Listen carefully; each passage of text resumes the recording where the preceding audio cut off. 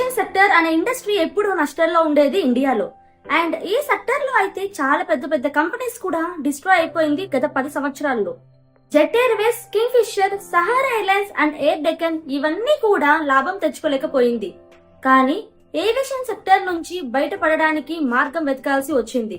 ఈ ఎయిర్లైన్స్ తో ఒక కంపెనీ ఉండేది, సంవత్సరానికి కంపెనీ ప్రాఫిట్ లోకి వెళ్తూనే ఉంది. అవును, మీరు అనుకున్నది నేను మాట్లాడుతుంది ఇండిగో గురించే. ఒక ప్రపంచాన్ని సృష్టించింది. ఆ ఇండియన్ ఏవియేషన్ సెక్టర్ లో అవుట్ ఆఫ్ 100 ప్యాసింజర్స్ లో 57 ప్యాసింజర్స్ ఇండియాలో ట్రావెల్ చేసేవారు.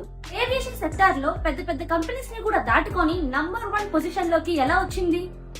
దీనికి రీజన్ ఒక స్ట్రాటజీని యూజ్ చేసి, అదేంటంటే తక్కువ రేట్స్ కి టికెట్స్ ఇచ్చేవాళ్ళు.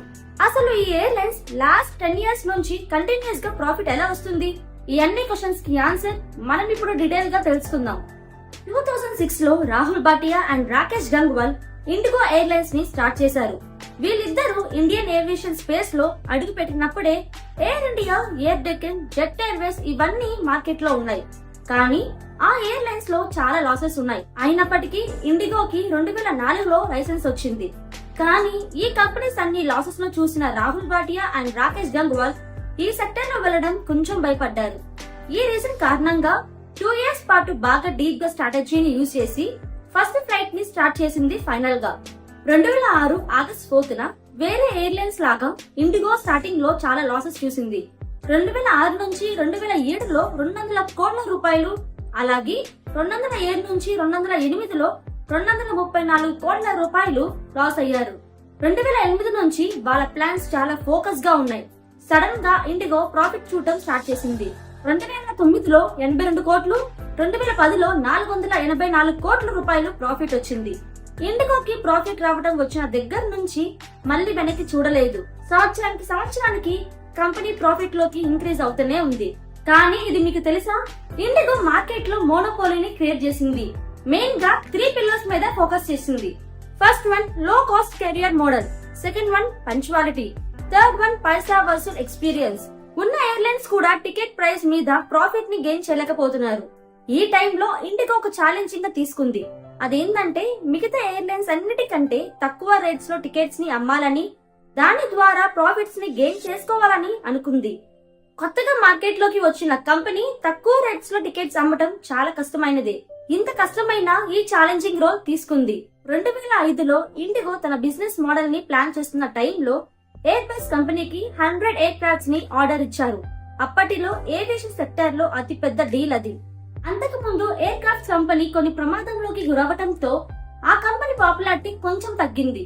మిగతా కంపెనీస్ అన్ని కూడా బోయింగ్ కంపెనీ ఎయిర్ క్రాఫ్ట్స్ ని కొనడానికి ఇష్టపడేవాళ్ళు. సో దీని వల్ల ఇండియన్ మార్కెట్ కి air bus company good bye చెప్పాల్సిన సిచ్యువేషన్ వచ్చింది. కానీ ఇక్కడ క్వశ్చన్ ఏంటంటే, రాహుల్ భాటియా, రాకేష్ గంగ్వాల్ ఎయిర్ బస్ నుండి ఎయిర్ క్రాఫ్ట్స్ ని ఎందుకు కొనాలనుకున్నారు? నిజానికి ఇంత రిస్క్ ఎందుకు చేయాలనుకున్నారు? దీనికి ఒక రీజన్ ఉంది. అదేంటంటే ఎయిర్ బస్ కంపెనీ వాళ్ళు ఎయిర్ క్రాఫ్ట్స్ ప్రాబ్లం మీద పనిచేస్తూ మళ్ళీ ఇండియన్ మార్కెట్ లోకి ఎంటర్ అవ్వడానికి ఒక గోల్డెన్ ఛాన్స్ కోసం ఎదురు చూస్తున్నారు. కరెక్ట్ గా అదే టైంలో ఇండిగో నుండి 100 ఎయిర్ క్రాఫ్ట్స్ బల్క్ ఆర్డర్ రావటం వల్ల వాళ్ళకి కొంత డిస్కౌంట్ ఇచ్చారు.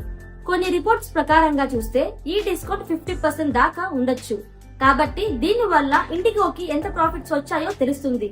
ఇక్కడ ఫౌండర్ ప్లాన్ ఏంటంటే తక్కువ ప్రైస్ తో ఎయిర్ క్రాఫ్ట్స్ ని కొనటమే కాదు, తక్కువ ప్రైస్ తో టికెట్స్ ని కూడా అమ్మాలనేదే ప్లాన్. కానీ వీళ్ళు సేల్ అండ్ లీజ్ స్ట్రాటజీని కూడా యూజ్ చేశారు. అదేంటంటే ఇండిగో ఫస్ట్ హాఫ్ అమౌంట్ తో ఎయిర్ క్రాఫ్ట్స్ ని కొంటుంది. ఇంకా కరెంట్ మార్కెట్ ప్రైస్ ని అబ్జర్వ్ చేస్తూ ఎయిర్ క్రాఫ్ట్స్ అన్నిటిని లీజింగ్ కంపెనీ అయిన బీఓసీ ఏవియేషన్ కి అమ్మేశారు. ఇలాంటి స్ట్రాటజీని యూజ్ చేసి ఎయిర్ క్రాఫ్ట్స్ కొనడానికి ఖర్చు పెట్టిన అమౌంట్ అంతా కూడా రికవర్ చేసుకున్నారు. 20-30% ప్రాఫిట్ ని కూడా సంపాదించుకున్నారు. ఇండిగో ఫౌండర్ కి ఈ విషయం ముందు నుండే తెలుసు. ఏవియేషన్ ఇండస్ట్రీ అనేది ఒక రిస్కీ ఫీల్డ్ అని. సో ఎయిర్ క్రాఫ్ట్స్ ని అమ్మటం వాళ్ళ లాభం ఏంటంటే క్రైసిస్ లో కూడా సర్వైవ్ అయ్యే ఛాన్సెస్ ఉంటుంది. ఇక్కడ మీకు ఒక క్వశ్చన్ రైజ్ అవ్వచ్చు, అన్ని ఎయిర్ క్రాఫ్ట్స్ ని అమ్మేస్తే వీళ్ళు ఎలా ఎదుగుతారని. అందుకే IndiGo BOC aviation lease company దగ్గర నుంచి 5 to 8 ఇయర్స్ కోసం ఎయిర్ క్రాఫ్ట్స్ లీజ్ కి తీసుకున్నారు. దీని వల్ల వీళ్ళకి ప్రాఫిట్ ఏంటంటే ఆల్రెడీ ఎయిర్ క్రాఫ్ట్స్ అమ్మడం వల్ల చాలా మనీని సేవ్ చేసుకున్నారు. ఇంకా చిన్నగా వాళ్ళ ప్రాఫిట్స్ నుంచి కొంత భాగాన్ని లీజింగ్ కంపెనీకి ఇస్తూ టెన్షన్ ఫ్రీగా వాళ్ళ బిజినెస్ ని రన్ చేస్తున్నారు.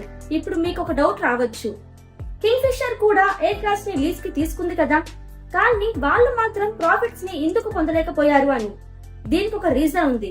అదేంటంటే కింగ్ ఫిషర్ ఎయిర్లైన్స్ కస్టమర్స్ కి లగ్జరీ ట్రావెల్ ఎక్స్పీరియన్స్ ఇవ్వడం మీద ఫోకస్ చేసింది.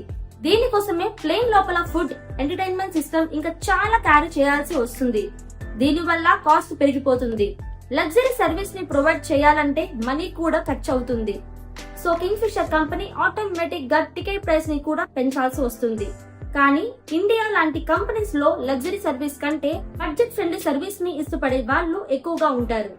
సో ఇక్కడ కింగ్ ఫిషర్ కేవలం లగ్జరీని టార్గెట్ చేసి కస్టమర్స్ ని అట్రాక్ట్ చేసుకోలేకపోయింది, మార్కెట్ లో నిలదొక్కలేకపోయింది.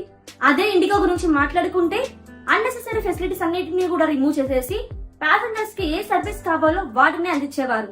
దీని వల్ల ఫ్యూయల్ కాస్ట్ చాలా రెడ్యూస్ అయింది. అలాగే తక్కువ స్టాఫ్ తోనే బెస్ట్ ఎక్స్పీరియన్స్ ఇవ్వడానికి ట్రై చేశారు. For example, jet air crafts company per air craft 150 మంది ఎంప్లాయీస్ ని పెట్టుకుంటే ఇండిగో మాత్రం పర్ ఎయిర్ క్రాఫ్ట్స్ వచ్చి 96 మంది ఎంప్లాయీస్ ని మాత్రమే పెట్టుకుంది. దీని వల్ల స్టాఫ్ మీద ఖర్చు కూడా తగ్గిపోతుంది. అందుకే ఇండిగో తక్కువ ప్రైస్ తోనే టికెట్స్ ని అమ్మాలనుకుంది. తక్కువ స్టాఫ్, లెస్ బడ్జెట్ అని చెప్పి వీళ్ళ సర్వీస్ బాగుండకుండా ఉండదు. వీళ్ళ సర్వీస్ ఎక్స్పీరియన్స్ చాలా బాగుంటుంది. దీని తర్వాత ఇండిగోకి ఒక ఛాలెంజ్ ఎదురైంది. ఆపరేషనల్ కాస్ట్ ని తగ్గించుకోవాలి. దీనికోసమే వీళ్ళు హబ్ అండ్ స్పోక్ అనే మోడల్ ని అప్లై చేశారు. సో ఇండిగో కంపెనీకి ప్రైమరీ హబ్ వచ్చేసి ఢిల్లీలోని ఇందిరాగాంధీ ఎయిర్పోర్ట్ ని చేశారు. ఈ స్ట్రాటజీ ఏంటంటే ఇండిగో ప్లేన్స్ ముంబై నుంచి శ్రీనగర్ కోసం వెళ్ళాలి, లేదా జైపూర్ నుంచి లక్నోకి వెళ్ళాలని డైరెక్ట్ ఫ్లైట్ కాకుండా ఫస్ట్ ఢిల్లీ ఎయిర్పోర్ట్ కి చేరుకొని అక్కడ నుండి వేరే వేరే ప్లేన్స్ లో ప్యాసింజర్ ని వాళ్ళ డెస్టినేషన్ కి తీసుకుని వెళ్తారు. ఈ స్ట్రాటజీ వల్ల వాళ్ళకి చాలా ఫ్యూయల్ కాస్ట్ అనేది తగ్గుతుంది. ఇంకా ఆ తర్వాత 2011 సంవత్సరంలో ఇండిగో మరోసారి 150 ఎయిర్ క్రాఫ్ట్స్ ని ఆర్డర్ ఇచ్చింది. అలాగే ఇంటర్నేషనల్ ఫ్లైట్స్ ని కూడా స్టార్ట్ చేసింది. యాక్చువల్ గా ఇండిగో ఈ పని ముందు చేసుండేది, కానీ ఇంటర్నేషనల్ ఫ్లైట్ పర్మిషన్ కోసం ఒక రూల్ ఉంది. అదేంటంటే లైసెన్స్ కోసం ఆ ఎయిర్లైన్స్ వాళ్ళ ఆదేశంలో అట్లీస్ట్ 5 ఇయర్స్ ఆపరేట్ చేసి ఉండాలి. సో 5 ఇయర్స్ తర్వాత ఇండిగోకి ఇంటర్నేషనల్ లైసెన్స్ వచ్చింది. ఇంకా ఆ తర్వాత నుంచి ఇండిగో కంపెనీ తనకంటూ ఒక లోయల్ కస్టమర్ బేస్ ని సంపాదించుకోవడం స్టార్ట్ చేసింది. అంతేకాకుండా కంపెనీ దగ్గర క్యాష్ రిజర్వ్ ఉండడం వల్ల వీళ్ళకు క్రైసిస్ వచ్చినా తట్టుకోగలిగింది. అంతేకాకుండా వీళ్ళ దగ్గర ఒక బెస్ట్ స్ట్రాటజీ ఉంది. అదేంటంటే ఇండిగో దగ్గర ఉన్నటువంటి అన్ని ఎయిర్ క్రాఫ్ట్స్ దాదాపుగా సేమ్ డిజైన్ కలిగి ఉంటాయి. అదే కనుక వేరే కంపెనీ ఫ్లైట్స్ ని అబ్జర్వ్ చేస్తే డిఫరెంట్ సర్వీసెస్ కోసం డిఫరెంట్ ఎయిర్ క్రాఫ్ట్ డిజైన్స్ ఉంటాయి. కానీ ఇండిగోకి సేమ్ డిజైన్ లో ఎయిర్ క్రాఫ్ట్స్ ఉండడం వల్ల వేరే వేరే ప్లాన్స్ కి వేరే వేరే స్టాఫ్ పెట్టుకోవాల్సిన అవసరం లేకుండా పోయింది. మంచి సర్వీస్ ని ప్రొవైడ్ చేయడం వల్ల ఏవియేషన్ సెక్టర్ లో ఇండిగోకి ఒక కింగ్ లా తయారైంది. ఈ రోజు మనం చూసుకుంటే దాదాపు 1600 ఫ్లైట్స్ లో 101 డిఫరెంట్ డెస్టినేషన్స్ ని కవర్ చేస్తుంది. ఇండిగో టీమ్ ఎంత డెడికేషన్ తో వర్క్ చేస్తుందో తెలుస్తుంది. ఇండిగోలో మీ ఎక్స్పీరియన్స్ ఎలా ఉందో కామెంట్ చేసేయండి. Thank you so much. See next video.